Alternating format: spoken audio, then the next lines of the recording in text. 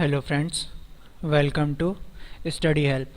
Study Help में आपका स्वागत है। आज मैं लेके आया हूँ एक ज्योग्राफी का fresh new topic, time zone, जो कि आपके UP triple S C PET के लिए बहुत इंपॉर्टेंट है बच्चा लोग। और ये जो टॉपिक्स हैं टाइम जोन, आपका इसका पीडीएफ हुआ और इस हमारे चैनल पे प्लेलिस्ट बन गई है, जिसमें ज्योग्राफी का आपको ये पहला वीडियो डल जाएगा। अगर आप लोग इस चैनल के वीडियो को आप इस प्लेलिस्ट में पा सकेंगे। और तो आइए हम शुरू करते हैं अपना topic, time zone. Time zone क्या है? टाइम जोन पे इस चैनल की इस वीडियो की पीडीएफ पाने के लिए आप हमारे टेलीग्राम चैनल को लाइक करें, ज्वाइन करें, इस वीडियो को अपने दोस्तों को भी शेयर करें, सब्सक्राइब करें, लाइक करें और कमेंट करें। अगर आपको वीडियो अच्छा लग रहा है तो प्लीज़ आप हमें कमेंट करें और हम आपके सभी तरह कमेंट लेने के लिए तत्पर हैं। तो आइए शुरू करते हैं अपना पहला टॉपिक, लैटिट्यूड, वो टाइम जोन। टाइम जोन पे जाने से पहले हम लोग ये देखेंगे कि धरती का, यानी हमारी जो पृथ्वी है, उसका अक्षीय झुकाव कितना है। उसका अक्षीय झुकाव क्या होता है कि मतलब जैसे मान लो ये अर्थ है, ये अर्थ हुआ। अर्थ कोई भी चीज़ ऑब्जेक्ट होता है, उसका जो परपेंडिकुलर, जस्ट अ मिनट,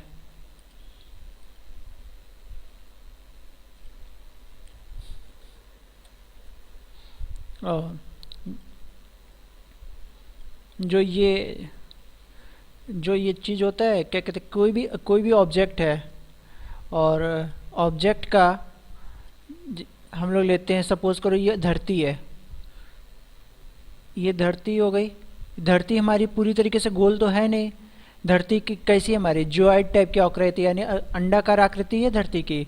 अगर इसका हम लोग देखेंगे अक्षीय झुकाव, देखेंगे धरती का अक्षीय झुकाव, धरती का कुछ अक्षीय झुकाव इस टाइप का है कि मतलब धरती हल्की से अपने अक्ष से कितना ये झुकी हुई है। और कितना झुकी हुई है धरती अपने अक्ष से? 23.5 डिग्री झुकी हुई है। ये धरती का अक्षीय झुकाव है, 23.5 डिग्री। और पृथ्वी की आकृति कैसी है? ना कि पृथ्वी की आकृति ज्वाइड टाइप की है, ज्वाइड टाइप की पृथ्वी की आकृति, यानी पृथ्वी अपने जो अक्षों से, अपने जो ऊपर पोल है वो उस पर आधी चिपटी हुई है, इस टाइप की चिपटी हुई है, जिसको आप अंडाकार भी बोल सकते हो। पृथ्वी का क्षेत्रफल कितना है? 510.10 मिलियन स्क्वायर किलोमीटर है, मिलियन स्क्वायर किलोमीटर। और पृथ्वी का त्रिज्या कितनी है? पृथ्वी की त्रिज्या लगभग 6400 किलोमीटर है। और पृथ्वी की परिधि 4000 समथिंग 46,000 के अप्रॉक्स है, ठीक है।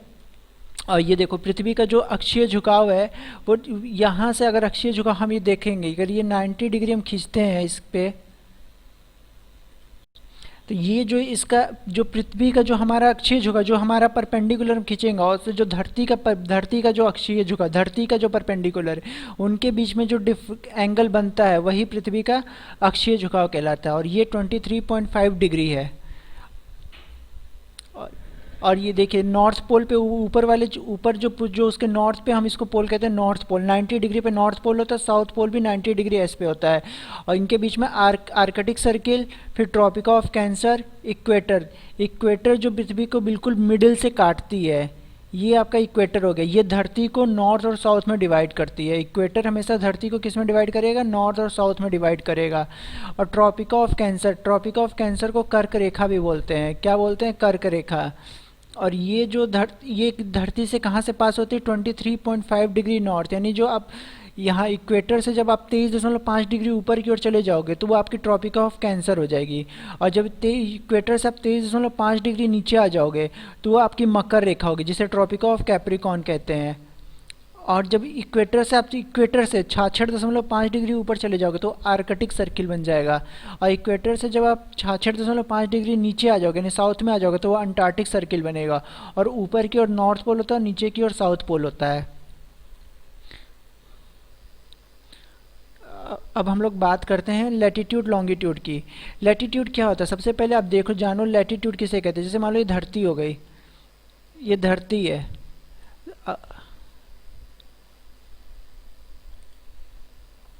लैटिट्यूड धरती को दो भागों में डिवाइड करता है, जो इक्वेटर हम जिसे कर सकते हैं, यानी ये बोला जा सकता है कि लैटिट्यूड धरती को नॉर्थ और साउथ में डिवाइड करता है।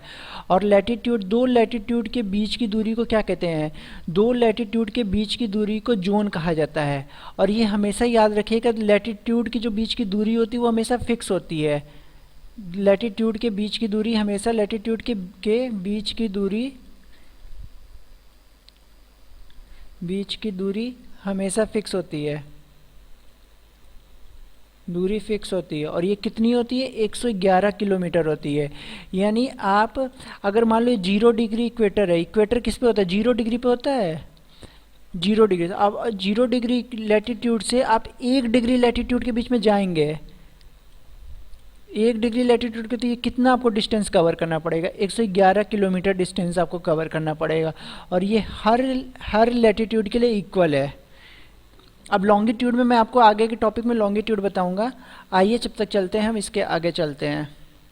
और लैटिट्यूड का यूज़ कहाँ किया जाता है? लैटिट्यूड का यूज़ हम किया जाता है, देखिए इसमें अच्छे से पूरा आपको एक्सप्लेन किए हैं कि कहाँ से लैटिट्यूड। देखिए ये आपको, मुझे लग रहा है कि आपको दिख रहा होगा, ये आप इसको ध्यान से देखने की कोशिश करिएगा। ये इक्वेटर यहाँ से पास हो रहा है और इसके ऊपर देखिए ट्रॉपिका ऑफ कैंसर हो गया है, ये ट्रॉपिका ऑफ कैंसर, ये जो है ट्रॉपिका ऑफ कैंसर है, जिसे कर्क रेखा भी कहते हैं। और ये ट्रॉपिका ऑफ कैप्रिकॉर्न है, जिसे मकर रेखा भी कहते हैं। ठीक है, ये इक्वेटर किसके? कर्क रेखा और मकर रेखा के बीच में होती है। इसे हम क्या कहते हैं? इसे हम जोन कहते हैं, कटिबंध भी कहते हैं, उष्ण कटिबंध, उष्ण कटिबंध। ये हमेशा याद रखिएगा, कर्क रेखा और मकर रेखा के बीच को क्या कहते हैं? उष्ण कटिबंध कहा जाता है। और लैटिट्यूड हमेशा क्या क्या करता है? लैटिट्यूड हमेशा देशों की स्थिति के बारे में, कोई भी देश की स्थिति क्या है वो, मतलब लैटिट्यूड क्या बताएगा? लैटिट्यूड हमेशा ये बताएगा कि लैटिट्यूड को अक्षांश भी कहते हैं, अक्षांश देश की स्थिति बताते हैं, देश की स्थिति बताते हैं कि देश कौन सी पोजीशन पे है, मतलब स्थिति मतलब कि देश की फिजिकल बाउंड्री क्या है। और ये लैटिट्यूड मौसम की जानकारी भी, मौसमों के बारे में भी बताते हैं कि कैसा उस देश का मौसम कैसा रहेगा। मान लो कोई देश जो है आर्कटिक सर्किल पे है, आर्कटिक लैटिट्यूड पे है, तो वहाँ पे कैसा रहेगा? वो ठंडी वहाँ रहेगी। अब अपना देश देखो किसके बीच में आता है? अपना देश जो हम लोग का भारत है वो पूरा का पूरा जो है नॉर्दर्न हेमिस्फीयर में पड़ता है। और वो कर्क रेखा और इक्वेटर के बीच में पड़ता है। कर्क रेखा अपने देश के बीच से गुजरती है, 23.5 डिग्री कर्क रेखा। वो कर्क, हमारा देश क्या है? हमारा देश जो है 37 डिग्री से लेकर 8 डिग्री, मेनलैंड इंडिया कहाँ पे बैठा है? मेनलैंड इंडिया 8 डिग्री 4 मिनट से लेकर 37 डिग्री 6 मिनट तक पास आता है।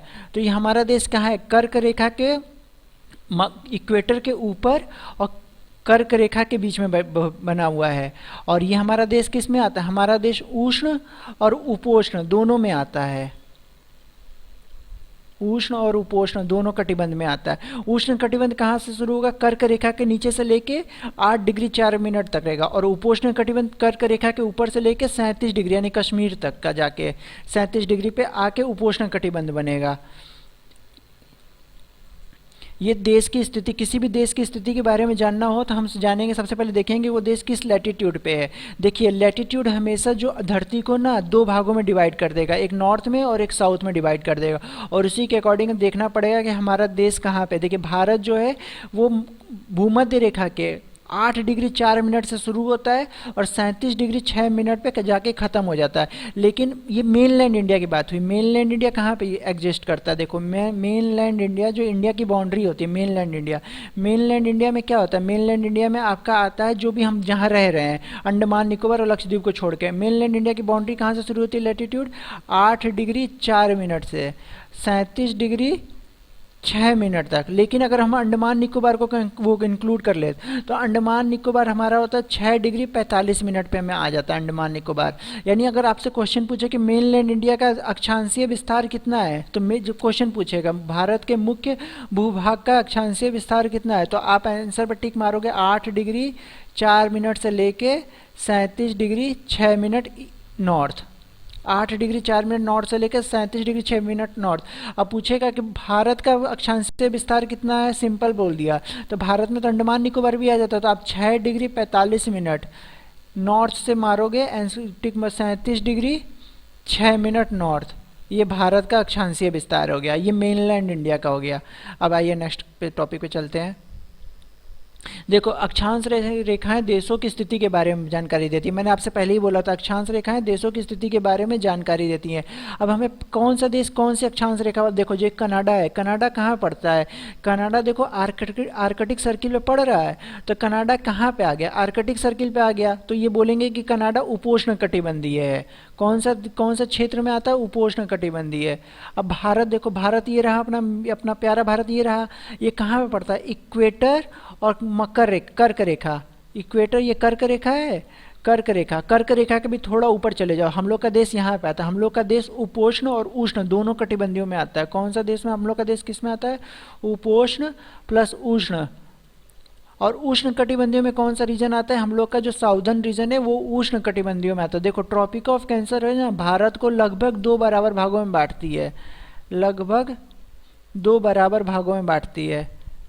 ठीक है, अभी मैं आपको आगे पूरा बताऊंगा कि ट्रॉपिक ऑफ कैंसर कितने स्टेटों से अपने गुजरती है। अब ये देखो, बात कर जाए ऑस्ट्रेलिया की, बात करें, ऑस्ट्रेलिया भी उष्ण और उपोष्ण दोनों कटिबंधों में आता है। लेकिन ऑस्ट्रेलिया कहाँ आया है? ऑस्ट्रेलिया आया है मकर रेखा के पास आया है। भूमध्य रेखा और मकर रेखा के बीच में ऑस्ट्रेलिया का कुछ भाग पड़ता है, और दूसरा भाग पड़ता है आपका मकर रेखा के थोड़ा नीचे है। और देखो, ये अंटार्कटिक सर्किल है। अंटार्कटिक सर्किल केवल एक ही देश है, अंटार्कटिका। ठीक है, और यही चीज़ें चलती हैं। देख लीजिए, ट्रॉपिकल जोन कौन होते हैं? ट्रॉपिकल जोन देखो, सबसे पहले इक्वेटर जोन जो बिल्कुल इक्वेटर पे पड़े हैं वो इक्वेटर जोन कहलाएंगे। और ट्रॉपिकल जोन वो होंगे जो थोड़ा सा इक्वेटर, जो आपके इक्वेटर के थोड़ा करीब, मतलब कैप्रिकॉर्न के थोड़ा ऊपर हो जाए, वो आपके ट्रॉपिकल जोन का। टेम्परेट जोन जो होते हैं आपके, टेम्परेट जोन उन्हें कहते हैं, जैसे उपोष्ण कटिबंध को टेम्परेट जोन कहते हैं। जो आर्कटिक सर्किल और कैंसर के बीच में पड़े उन्हें ट्रॉपिकल जोन कहते हैं। ट्रॉपिकल जोन को आप उपोष्ण कटिबंध भी कह सकते हैं। ठीक है, नेक्स्ट टॉपिक पे आते हैं, नेक्स्ट लेवल। मुझे उम्मीद है कि आपको समझ में आ गया। देखो, भारत का अक्षांशीय विस्तार, भारत का अक्षांशीय विस्तार कितना है? भारत का अक्षांशीय विस्तार 37 डिग्री 6 मिनट से लेके 8 डिग्री 4 मिनट है। ये क्या? मेनलैंड इंडिया का अक्षांशीय विस्तार कितना हो गया? मेनलैंड इंडिया का अक्षांशीय विस्तार 37 डिग्री 6 मिनट नॉर्थ से लेके 8 डिग्री 4 मिनट नॉर्थ के बीच में पड़ता है। ये मेनलैंड इंडिया का हो गया। लेकिन अगर पूरे इंडिया का बोला जाए तो देखो, पूरे इंडिया में आपका इंदिरा पॉइंट के बारे में आप नाम सुने होंगे। इंदिरा पॉइंट को क्या कहते हैं? पैगमोलियन पॉइंट भी कहते हैं। पैगमोलियन पॉइंट भी कहते हैं।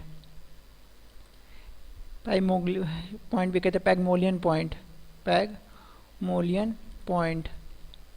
ये कहाँ पे आती है? भारत का सबसे दक्षिणतम बिंदु है, और इसका अक्षांशीय विस्तार कितना है? 6 डिग्री 45 मिनट का। ठीक है, पैगमोलियन पॉइंट। और ये जो है, ये मेनलैंड इंडिया से बाहर है, ये करीब यहाँ करीब पड़ता है। ये देखिए, ये करीब यहाँ लिखा है सर, मैं आपको जूम करके दिखाता हूँ। ये देखिए, भारत का अंतिम बिंदु ये रहा। मुझे उम्मीद है कि आपको ये दिख रहा होगा, 6 डिग्री 45 मिनट। ये भारत का दक्षिणतम बिंदु है। यहाँ पे इंदिरा गांधी अपने शासनकाल के दौरान गई थी, तो इसका पैगमोलियन पॉइंट से नाम बदल के इंदिरा पॉइंट कर दिया गया। ये भारत का सबसे दक्षिणतम बिंदु है, लेकिन ये मेनलैंड इंडिया में नहीं है। मेनलैंड इंडिया का दक्षिणतम बिंदु ये है, जो कि कन्याकुमारी के पास पड़ता है, जिसे कैप कोमेरिन भी कहते हैं। ये यहाँ पे भारत का सबसे दक्षिणतम बिंदु है, जिसे कैप कोमरिन भी कहा जाता है। और ये भारत का मेनलैंड इंडिया का सबसे दक्षिणतम बिंदु है, और ये 8 डिग्री 4 मिनट में आता है। अब आइए मैं आपको सबसे उत्तरी पॉइंट दिखाता हूँ।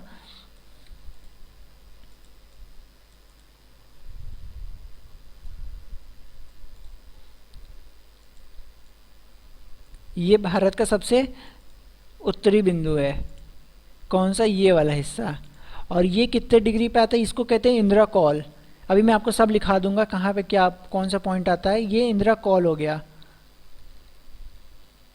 इसे इंदिरा कॉल कहते हैं। ठीक है, ये लद्दाख में पड़ता है। अभी मैं जब देशांतरीय रेखा पढ़ाऊंगा तब मैं आपको ये सारे पॉइंट बताऊंगा। 97 डिग्री 25 मिनट और 68 डिग्री 7 मिनट। आइए नेक्स्ट क्वेश्चन टॉपिक पे चलते हैं। देखो दो अक्षांशों के बीच की दूरी मैंने आपको सब पहले ही बता दिया है। दो अक्षांशों के बीच की दूरी को क्या कहते हैं? दो अक्षांशों के बीच की दूरी को जोन कहते हैं। और इनके बीच का कितनी डिस्टेंस होती है? 111 किलोमीटर होती है। बस ये आपको इंपॉर्टेंट यही है कि दो अक्षांशों के बीच की कितनी दूरी है? 111 किलोमीटर। और इसको क्या कहा जाता है? जोन कहा जाता है। देखो 0 डिग्री भूमध्य रेखा से कितने देशों के गुजरते हैं? अब सबसे पहले देखो 0 डिग्री भूमध्य रेखा से कुल मिला के 13 देश गुजरते हैं बेटा। 13 देश कौन कौन से 13 देश? देखो 13 देश गुजरते हैं। 13 कंट्री और आपके 3 कॉन्टिनेंट, 3 कॉन्टिनेंट और 3 वाटर बॉडी 0 डिग्री देशांतर रेखा से गुजरती है। कौन से? देखो सबसे पहले आप देखो साउथ अमेरिका की बात करते हैं। साउथ अमेरिका में कौन कौन से देश आपके आ जाएंगे? साउथ अमेरिका में यहाँ देखो मैंने मैप में लिखा हुआ है। साउथ अमेरिका में सबसे पहले आपका इक्वाडोर आएगा। आप इसको ECB याद कर लो। ECB यानी ब्रिटिश क्रिकेट, ऐसे भी आप सकते हैं इंग्लैंड क्रिकेट बोर्ड। इस साउथ अमेरिका का जो इक्वेटर से पास होते हैं उनको शॉर्टकट ट्रिक में याद करने की क्या ट्रिक है? England cricket board ECB। यहाँ पे E से क्या हो जाएगा? E से इक्वाडोर, C से कोलंबिया और B से ब्राज़ील। अब आते हैं देखो फिर यहाँ से देखो कौन सा, ये अटलांटिक ओशन पड़ा। ये अटलांटिक ओशन है आपका, पहली वाटर बॉडी अटलांटिक ओशन। और इससे इसके इधर की ओर के साउथ पैसिफिक या नॉर्थ पैसिफिक दोनों आप पैसिफिक बोल दो। दूसरी भी पैसिफिक बॉडी, यानी इसको पहली मान लो और इसको अटलांटिक ओशन को दूसरी मान लो। अब देखो टोटल जो हमारी अफ्रीकन कंट्री में, अफ्रीकन कंट्री से पहले आप इधर आ जाओ, एशियन कंट्री में आ जाते हैं। एशियन कंट्री में कौन कौन से देश पड़ते हैं उसको पहले मैं देख लेता हूँ। देखो एशियन कंट्री में किरीवती देश पड़ता है। किरीवती देश को क्या कहते हैं? किरीवती देश आपका ओशियाना रीजन में आता है। ओशियाना रीजन वो रीजन होता है जहाँ पे ऑस्ट्रेलिया रीजन लाई करता है, उसी को ओशियाना रीजन में कहते हैं। मतलब ऑस्ट्रेलिया के पास जितने भी छोटे छोटे देश लाई करते हैं उनको ऑस्ट्रेलिया मिला के टोटल ओशियाना रीजन कह दिया जाता है। यानी इसमें ओशियाना रीजन में ऑस्ट्रेलिया भी शामिल है, लेकिन उसका एक देश किरीवती देश है, उससे हमारी ये लाइन इक्वेटर लाइन पास होती है। दूसरी है इंडोनेशिया कंट्री, दूसरी कंट्री है इंडोनेशिया, अफ्रीका में एशिया में आता है इंडोनेशिया। और तीसरा कंट्री है मालदीव। मालदीव भारत का पड़ोसी देश है, आप इसको याद रखेंगे। ये टोटल एशियन कंट्री हो गए। अब बात करते हैं अफ्रीकन कंट्री की। अफ्रीकन कंट्री में देखो पहला देश आता है, ये जो छोटा आपको 4 नंबर दिख रहा है इसको गैबॉन कहते हैं। गैबॉन हो गया। फिर उसके बाद से 5वें नंबर पे आ गया कांगो। देखो कांगो पहले एक पूरा बड़ा देश होता था, लेकिन ये जो बाद में शायद 2005 में ये बिखर गया था 2 देशों में। एक बना कांगो, दूसरा बना डेमोक्रेटिक रिपब्लिक ऑफ कांगो। जो 5वां नंबर है उसे कांगो कहते हैं, 5वां नंबर कांगो। जो 6ठा नंबर उसे डेमोक्रेटिक रिपब्लिक ऑफ कांगो कहते हैं। 7वें नंबर पे आता है युगांडा, जो 7वां नंबर है वो युगांडा है। और 8वें नंबर पे केनिया और 9वें नंबर पे सोमालिया होगा। एक छोटा सा आइलैंड आता है यहाँ पे बेटा, आप मान लोगे साओ टोमे जो आइलैंड है वो छोटा सा आइलैंड होता है जो अफ्रीकाई रीजन में आता है। ये टोटल इतने देश आपके अफ्रीका में मिलेंगे जो जिनसे 0 डिग्री इक्वेटर लाइन गुजरती है। मेनली आप हमेशा देखो ये साउथ अमेरिका के देश का नाम याद रखोगे, इक्वाडोर, कोलंबिया और ब्राज़ील, ये मेन है। और अफ्रीका में कौन से हैं? अफ्रीका में आपका Gabon, Congo, Democratic Republic of a Congo, फिर Uganda, Kenya, Somalia. Next topic देखो, कर्क रेखा कितने देशों से गुजरती है? कर्क रेखा बेटा सबसे ज़्यादा देशों से गुजरती है। कर्क रेखा कुल 16 देशों से गुजरती है। कितने देशों से गुजरती है? 16 देशों से गुजरती है। और कितनी वाटर बॉडी इसने अपने अंदर समा कर रखी हुई है? इसने कुल मिला के 6 वाटर बॉडी अपने अंदर रखा हुआ है। 6 वाटर बॉडी और 16 देश और 3 कॉन्टिनेंट। देखो सबसे पहले नॉर्थ अमेरिका कॉन्टिनेंट आता है। नॉर्थ अमेरिका में कौन कौन से? मैक्सिको और बहमास, ये 2 इधर देश होते हैं नॉर्थ अमेरिका से। अब मैं आपको मैप के थ्रू ले जाता हूँ। देखो यहाँ पे मैंने मैप लगा रखा है। कौन से?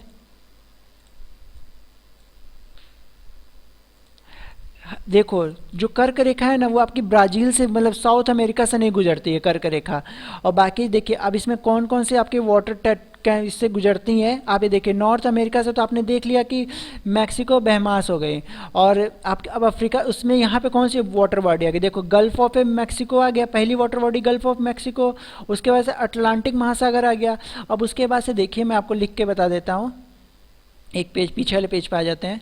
देखो अब आप अफ्रीका से गुजरो। अफ्रीका से कौन कौन से देश आते हैं? अफ्रीका में आपके देश पड़ेंगे यहाँ पे। सबसे पहले आएगा पश्चिमी सहारा यानी वेस्टर्न सहारा। वेस्टर्न सहारा, फिर आपका आएगा माले, माले, फिर आपका मॉरिटानिया आएगा, फिर आपका अल्जीरिया आएगा,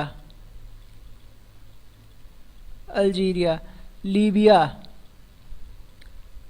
और आपका इजिप्ट। इजिप्ट को मिस्र भी कहते हैं, हिंदी में इजिप्ट को मिस्र कहा जाता है, इजिप्ट। ठीक, और यहाँ के बाद से देखो आपकी कौन सी वाटर बॉडीज को मिलेगी। अब फिर देखो यहाँ से देखो, सबसे पहले पश्चिमी सहारा, फिर माले, मॉरिटानिया, अल्जीरिया, लीबिया, मिस्र, फिर आपको यहाँ पे रेड सी मिलेगा।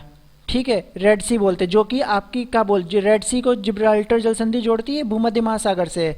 उसके बाद से आपके फिर कंट्री एशिया में आप आ जाओगे, पश्चिमी एशिया। पश्चिमी एशिया में कौन सी कंट्री आ गई, सऊदी अरेबिया, यूएई, ओमान, ये आपके इसमें कंट्री आ गई साउथ ईस्ट वेस्टर्न एशिया में। उसके बाद से आपको इंडिया, फिर बांग्लादेश, चाइना, म्यांमार और ताइवान पड़ेगा। टोटल आपके इतने देश पड़ेंगे, टोटल 16 कंट्री पड़ेगी। मैं आपको लिख देता हूँ,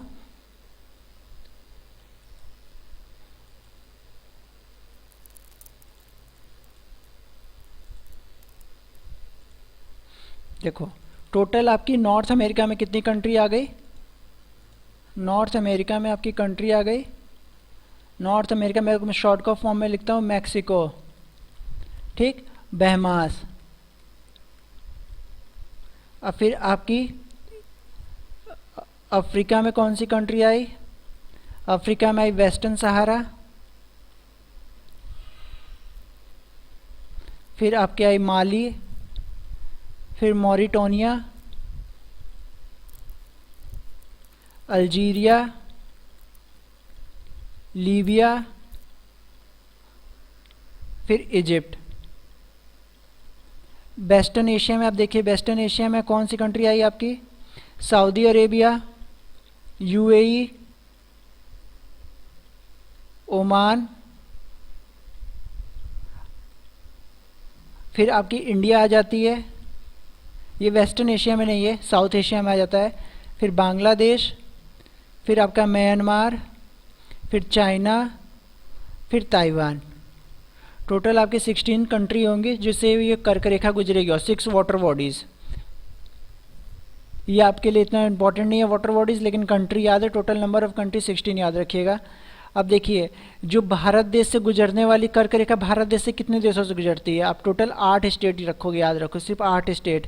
कौन कौन से स्टेट होगी, गुजरात, मध्य प्रदेश, छत्तीसगढ़, झारखंड, वेस्ट बंगाल, त्रिपुरा और मिजोरम। देखो ये स्टेट आपको याद रखने होंगे, खासकर मिजोरम जरूर याद रखिएगा।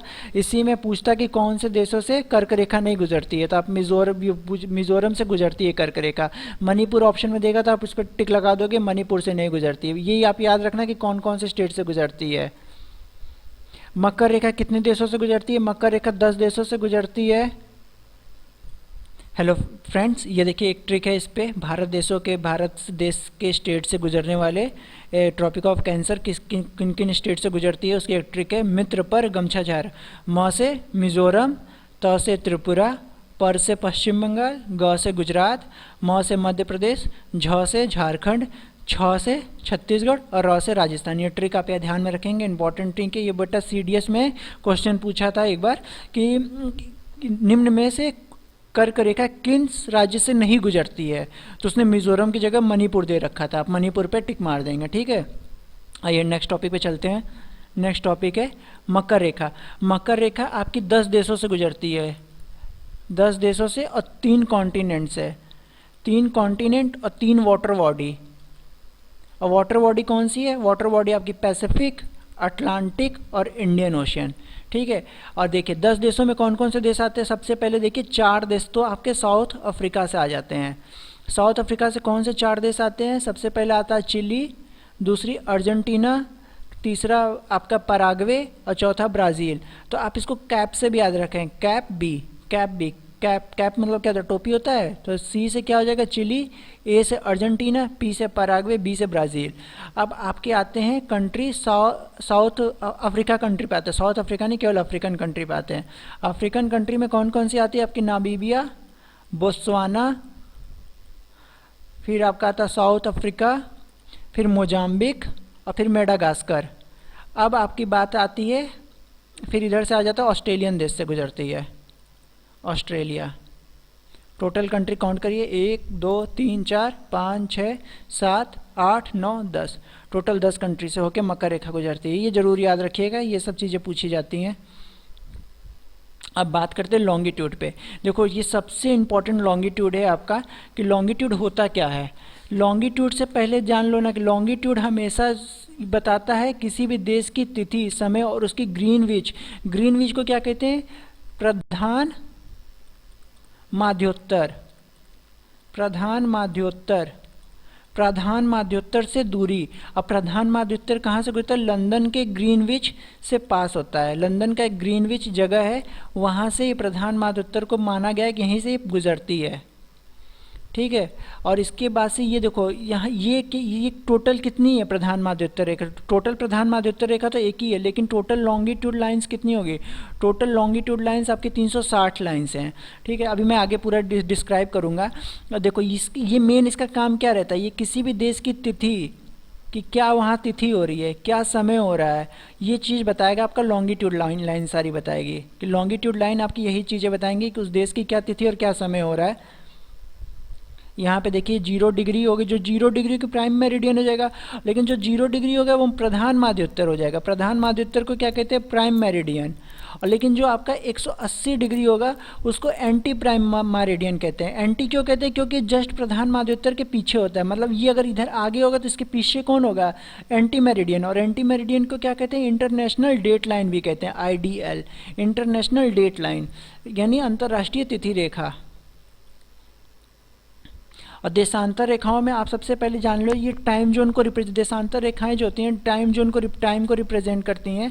और जानते हो 0 डिग्री प्राइम मेरिडियन कहाँ कहाँ से गुजरता है? आप केवल लंदन से नहीं गुजरता है, कि लंदन के अलावा ये गुजरता है, लंदन से तो गुजरता ही है, उसके बाद से आपके फ्रांस से भी गुजरता है, स्पेन से भी गुजरता है। टोटल ये फ्रांस, स्पेन, उसके बाद से अल्जीरिया, माले,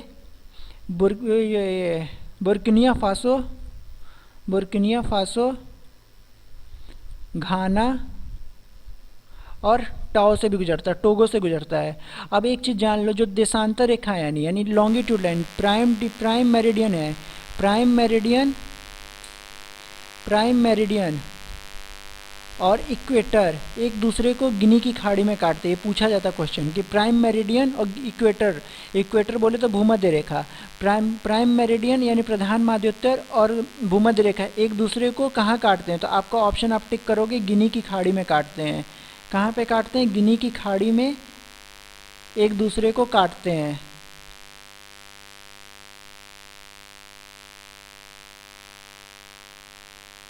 आगे क्वेश्चन पे आते हैं, नेक्स्ट क्वेश्चन टॉपिक है हमारा। देखो दो देशांतर रेखाओं के बीच, सबसे पहले आप जान लो देशांतर रेखाएं क्या होती हैं। देशांतर रेखाएं वो होती है ना जो धरती को, देखो लैटिट्यूड क्या, धरती को नॉर्थ और साउथ में, यानी अक्षांश रेखा धरती को किस में बांट रहा था? नॉर्थ और साउथ में। लेकिन जो आपका लॉन्गिट्यूड यानी देशांतर रेखा है वो धरती को वेस्ट और ईस्ट में यानी पूरब और पश्चिम में बांटेगा। और या फिर हम ये भी बोल सकते हैं देशांतर रेखाएं एक पोल से गुजरती हैं दूसरे पोल पर समाप्त हो जाती हैं। और इनके बीच की दूरी को क्या है? इनके बीच की दूरी 111 किलोमीटर होती है। कहाँ पे? जहाँ पे भूमध्य रेखा है, भूमध्य रेखा पर इनके बीच की सबसे दूरी होती है 111 किलोमीटर। लेकिन पोल बोले तो ध्रुवों पर इनके बीच की दूरी कितनी होती है? 0 किलोमीटर होती है, यानी ध्रुवों पे आके ये मिल जाती हैं आपस में। इसीलिए क्या दो देशांतर रेखाओं के बीच की दूरी फिक्स नहीं होती है। ये हमेशा याद रखिए, जब क्वेश्चन पूछा जाए दो देशांतर रेखाओं के बीच की दूरी फिक्स होती है तो आपका आंसर रहेगा नहीं, दो देशांतर रेखाओं के बीच की दूरी फिक्स नहीं होती है। अब भारत का देखो देशांतरीय विस्तार कितना है? भारत का देशांतरीय विस्तार 97 डिग्री 25 मिनट से लेके 68 डिग्री 37 मिनट तक है भारत का देशांतरीय विस्तार। और यही भारत का देशांतरीय विस्तार है। अब भारत की मानक समय रेखा कितनी मानी गई है? जो स्टैंडर्ड मीन टाइम है भारत का, स्टैंडर्ड मीन टाइम भारत का 82.5 डिग्री। और ये कहाँ से गुजरता है? ये आपका इलाहाबाद नैनी से होकर गुजरता है। यही भारत, इसको 82.5 ही क्यों माना गया? क्योंकि देखो जब 68 डिग्री 7 मिनट और 97 डिग्री के 5 बीच से बिल्कुल स्टैंडर्ड मेरिडियन टाइम है। अब अरुणाचल प्रदेश और गुजरात के बीच का देखो समय अंतराल कितना है। देखो अरुणाचल प्रदेश का मैक्सिमम टाइम कितना हो गया, 97 डिग्री 25 मिनट। और गुजरात कहाँ पे है, गुजरात हमारा 68 डिग्री 7 मिनट पे है। और जब इनको बीच को सब्ट्रैक्ट करते हैं तो लगभग हमारा कितना आता है, 30 मिनट आता है। 30 मिनट का डिफरेंस होता है। इसलिए अरुणाचल प्रदेश और गुजरात के बीच में कितने टाइम का टाइम डिफरेंस का जो है ना 2 घंटे का, यानी 2 आवर्स का टाइम डिफरेंस है। इसीलिए बोला जाता है अगर मान लो गुजरात में 6 बज रहा होगा तो अरुणाचल प्रदेश में उस समय सुबह का 8 बज चुका होगा। इसीलिए जो हमारे नॉर्थ ईस्टर्न स्टेट हैं वो एक अलग टाइम जोन की डिमांड कर रहे हैं बहुत सालों से, क्योंकि इनके टाइम के बीच का टाइम डिफरेंस कितना हो गया, 30 मिनट का, 30 डिग्री का ज़्यादा सा अंतर है देशांतर रेखाओं में। अब नेक्स्ट टॉपिक पे आते हैं हमारे। देखो कुल अक्षांश रेखाएं कितनी होगी, तो कुल अक्षांश रेखाएं 181 अक्षांश रेखाएं होती हैं टोटल, और कुल देशांतर रेखाओं की संख्या 360 है। और भारत का देखो, भारत का अब हम देख लेते हैं भारत का नॉर्दर्न पॉइंट और ईस्टर्न मोस्ट पॉइंट कौन सा होता है। देखो भारत का जो सबसे नॉर्दर्न मोस्ट पॉइंट हो गया, नॉर्दर्न मोस्ट पॉइंट वो इंदिरा कोल है, इंदिरा कोल है। और ये कहाँ पे पड़ता है, लद्दाख में।